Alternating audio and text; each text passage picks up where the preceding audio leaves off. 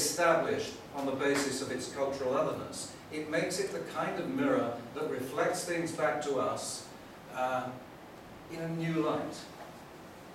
Now, I need here just to, well, that, by the way, I should have said that before, the image that I started with, okay, we don't need it for more. The image I started with, which was up there when you came in, is also from Langhoff's Bacchae, and this scene shows Cadmus and Tiresias. The carcasses of meat are because the setting was in fact in a slaughterhouse. But that's the point about the mirrors.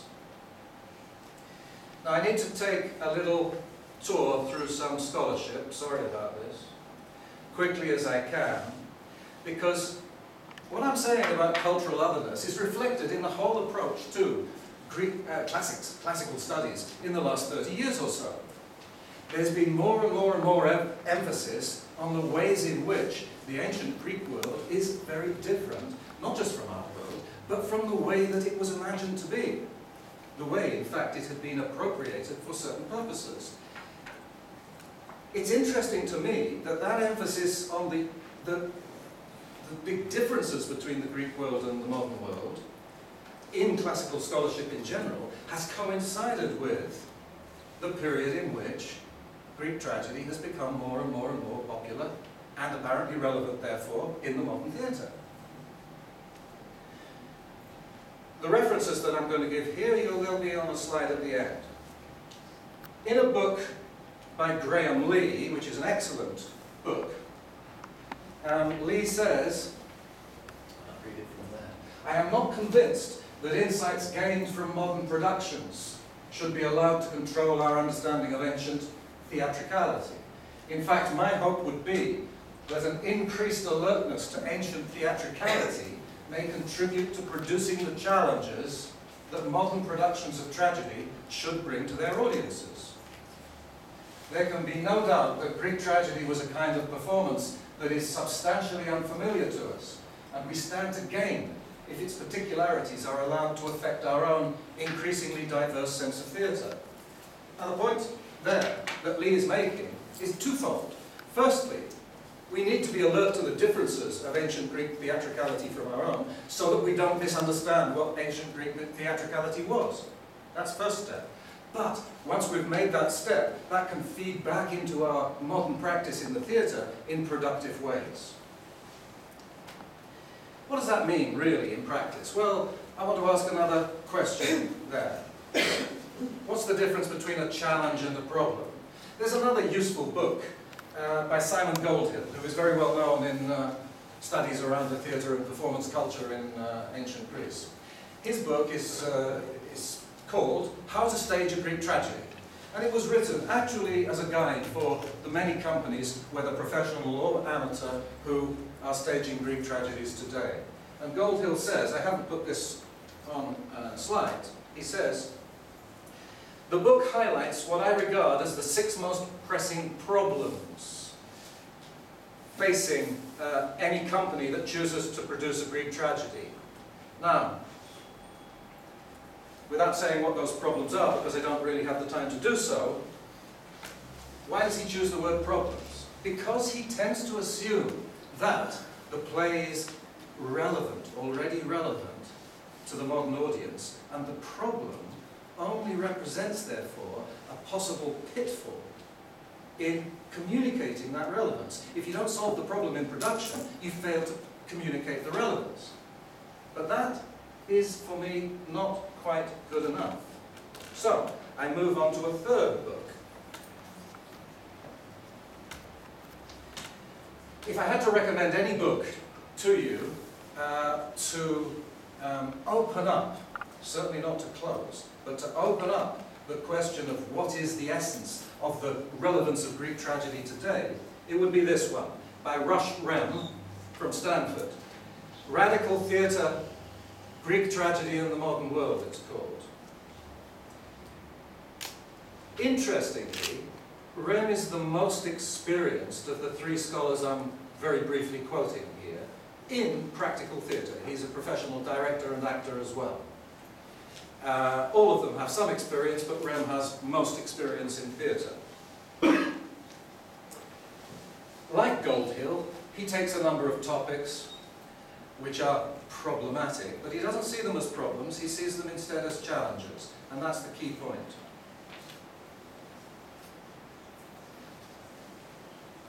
To reconnect, he says, with the radical nature of Greek tragedy, we must engage with tragedy's differences from our own theatrical forms, aesthetic principles, and socio-political organization.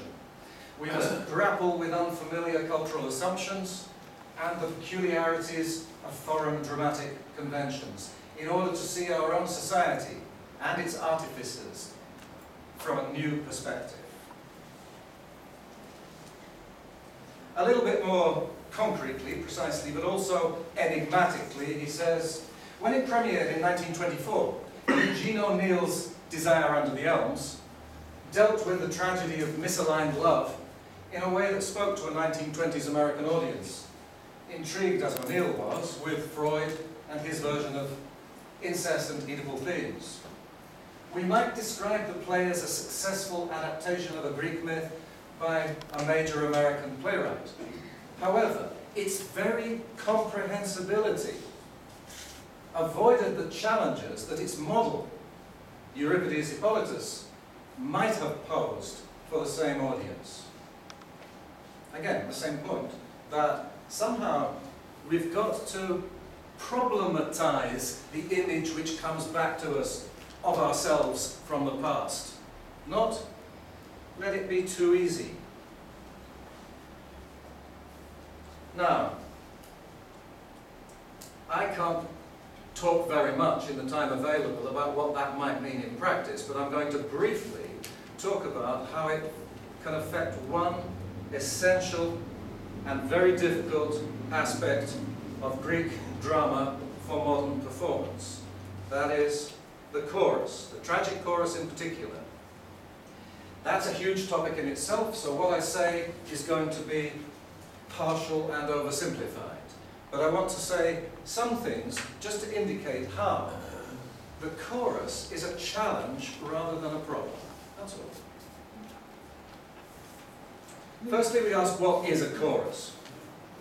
Is this a chorus? Or is that a chorus? Or is it somewhere in between? Just go back on that. Well, the ancient chorus did sing and dance. Lots of tragic choruses are in fact made up of old men, but I don't think that's the key point here. To me, this is much closer to the spirit of the ancient chorus than the other one. Catch it, we can, because that will stay up for a bit. In fact, the chorus is somewhere between these things, because the first is just regimental. I think that the military should do shows like that in the first case. A chorus is not a regiment, because it is not a machine. It's organic. But a chorus is not simply a crowd either, because a crowd is ad hoc. It comes together for a certain purpose. A chorus has a more organic unity which somehow exists outside the framework of the action. People don't just come together into a chorus for the sake of the play. Now, the most important thing to understand about the tragic chorus, if you're going to do a good production, I think, is this. The chorus is theatrically central, even if it is dramatically marginal. And most often, it is dramatically marginal. There's only one play in which the chorus takes the protagonist role, and that's the Suppliants of Aeschylus. Mostly it's dramatically marginal, but even where it is still theatrically central. That's true even if your budget or your playing space only allow you a chorus of 3 members. That still has to be true. The most important thing here to understand about that, I think, is, well, there are 2 things. One concerns the episodes, where the drama takes place. The presence of the chorus means that everything in a Greek tragedy takes place in public. And that's fundamental to the nature of the genre. Everything takes place in public. Clytemnestra tells the world about her deeply feminine troubles when she was left alone by her husband Agamemnon, who preferred to besiege Troy for 10 years. In public, that's a speech in public. Oedipus discovers the secret of his birth in public. Electra mourns the brother she believes dead in public. If you watch a play, let's say by Ibsen or Eugene O'Neill, you look in through a fourth wall from a theatre space in which there is a body of people who are in some sense representative of society, but this body of people is encouraged not to be aware of itself as a collective body. It is in darkness and it looks through the fourth wall as if through a keyhole into a domestic private space. There is no such private space in Greek theatre, but much more importantly, it causes a split between the action, which is private, and the theatre auditorium, which still remains public and social, even if that is somewhat suppressed by the use of lighting. In the ancient Greek theatre, it was quite different. The audience came together in daylight, in a theatron, a place for seeing, where they were exposed to each other because they can see each other in that space, as an act of civic duty, or not exactly duty, but of civic responsibility, I would say. Going to the theatre was that.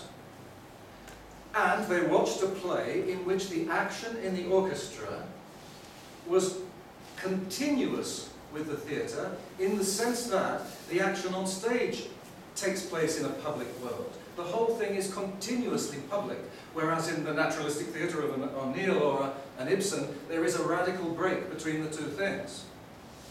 And that is something that modern production needs to recover if it's going to get some sense of what the chorus is there for, or one of the things that the chorus is there for. The chorus becomes a kind of representative of the audience within the drama, a proxy representative of the audience, in fact. And it also becomes a kind of buffer zone between the action, which is often very dangerous, dealing with terrible things like filicide and infanticide and parricide and matricide and you name it. Terrible things. Separating, there is a continuity of the public world, but there is also the chorus there that somehow absorbs all the, for want of a better word, bad energy, or the miasma, the pollution that could come from that action to the audience itself.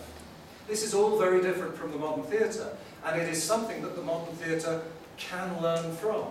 But there's another aspect of the chorus which we need to, a challenge presented by the chorus. And that is what happens in those bits of the play which are called stasima, or at least they're called stasima in Aristotle, the choral odes, where the chorus sings and dances, and which divide the episodes from each other. We know next to nothing about the choreography, the original choreography of the stasima. We know next to nothing about the music that accompanied the stasima, but it wouldn't help if we did. That's not the point. To solve the problem of the stasima, or rather to meet the challenge of the stasima, we need to go a little bit deeper and say, what's really happening here? What's happening in these moments in the play where the chorus sings and dances? Well, it's not just that the actors are off stage changing masks and changing costume, because there were only 3 actors. Something much deeper and much more important than that is happening. The drama, in the sense of the unfolding of the plot, is suspended temporarily during those stasima, and the chorus, what does it do? Let's say the stasima are the ritualized attempt by the chorus, as representative of a collective interest, to come to terms with and to absorb what they have just witnessed. And they do that on behalf of the wider collective interest in the theatre. in the theatron rather, the audience interest itself. It's hard to get something equivalent to that in the modern theatre because the Western world in particular does not easily recognise that kind of sense of collective interest, especially in things which seem to be private, familial matters. The most important is that if you don't solve that, then, in production, then the stasima will be troughs in the production. Here is the action, and then, whoops, there's a trough. But they need to be the peaks. In a properly produced Greek tragedy, the stasima are the most important things. They are the peaks and not the troughs. And that is the challenge that has to be met and faced in modern production. Now, I don't want to get too dogmatic about that. I have to admit that that is not in any way an explanation of why. It's a partial explanation. It's by no means a complete explanation of why the Greek plays have become so dynamic, so alive and kicking in the modern theatre. There are many reasons for that. So what I'm doing is saying what I think is it's more prescriptive, if you like, than descriptive, and I openly acknowledge that. But I don't therefore want to end with too hard or fast a conclusion. So what I want to do is open the issues up by showing you some scenes from a production of a play which impressed me very much from about a year ago, and say some things about the different levels on which the relevance of a production is established. There are many different levels to this. Now the play in question here, it's actually fragmentary. It's called Treasons, and by Euripides, and only a few fragments remain. And it was staged by students of the National Theatre Drama School, directed by Yorgos Zandoulakis, and with masks by Thanos Vovolis, and I'll say a word about those masks in a minute. Cretans is the story of King Minos' discovery that his wife Pasiphae has given birth to a minotaur. Something which, the consequence, the unwanted consequence of her coupling with a bull, which was something, a feat she managed to pull off, by hiding herself in an artificial cow, which was built for her by Daedalus. Now, that myth is among the more archaic and remote myths from the Greek world, and in a modern context, it provides a way of exploring some of the relations between culture and nature and what it means to break taboos. It was performed in an open theatre, but not an ancient one, the open theatre of the Athos Alsos in Athens, as part of a festival of ancient drama in Athens in September 2011.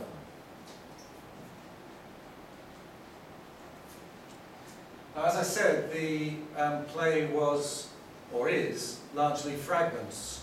It was supplemented. The text was supplemented by texts from other writers, including Seneca, Racine, and Sericane, and others. But it was not supplemented in a way to make it like a complete play. On the contrary, it was more of a montage, so that the fragmentary quality of the production was still clear to the audience, even though it told something like a coherent story at the same time. It grew out of a particular class that was taught and is annually taught by Zandoulakis in the National Theatre Drama School on acting with masks. Now, of course, originally, ancient Greek theatre was masked theatre, and the work that Thanos Vovolis has done is remarkable work on the use of the full helmet mask and the acoustic mask. These are helmet masks and acoustic masks. A helmet mask is a full mask covering the whole face, but which also goes over the back of the head. So it's not tied by ribbon or elastic or anything like that. It fits fully over the head.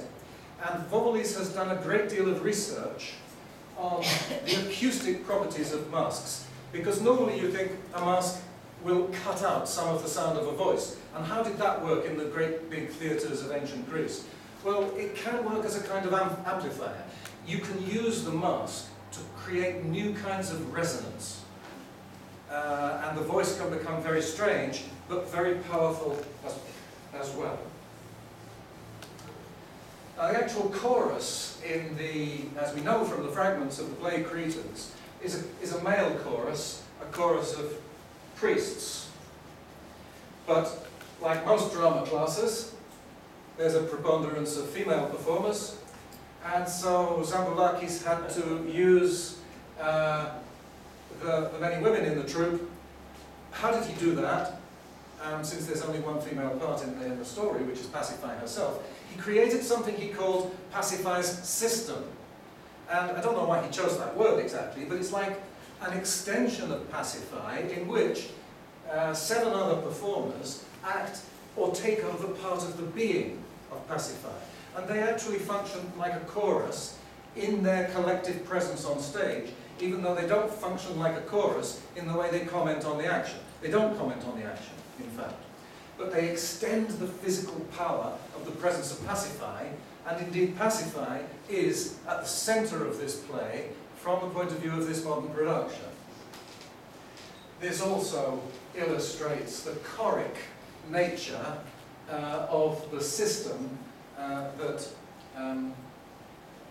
these particular performers represent, the system of Pasiphae. Lastly, the style of performance overall is what is usually called physical theatre.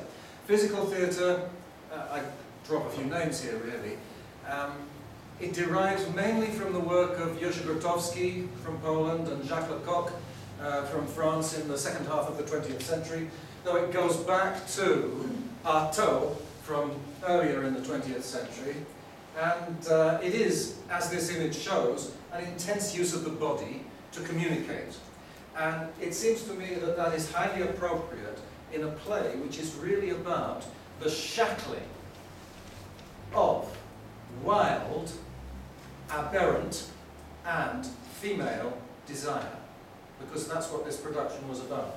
And there you can see how it feeds into, easily into, modern concerns. But it doesn't do so in a simple way. In other words, it connects with a great deal of feminist thinking. Now, the last point is a very important one.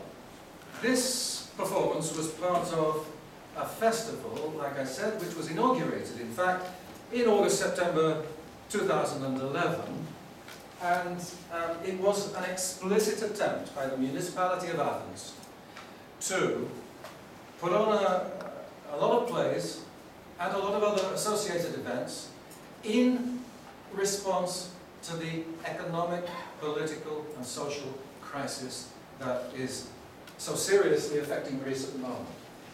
The artistic director Yannis Margaritis doesn't comment on that here, but he does show something of the spirit of the festival when he says, "We do not wish to create a festival composed of good quality or poor quality performances. We do not wish to create a festival simply to present the academic theatrical status. We wish to create a festival that generates actions and events, challenges, raises questions, examines and gives pause for internal reflection.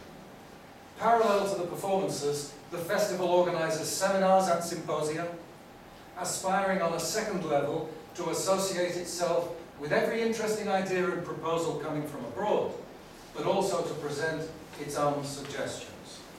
Now, to my mind, that festival was greatly successful, extraordinarily successful in all aspects, and was a great enhancement of cultural life of Athens last year. Was. Because in spite of the good intentions to make this an annual event and to start planning immediately from October 2011 onwards for the 2012 festival, I'm afraid it didn't happen. And it's a victim of the very crisis which it sought to help Athenians come to terms with and confront. Thank you.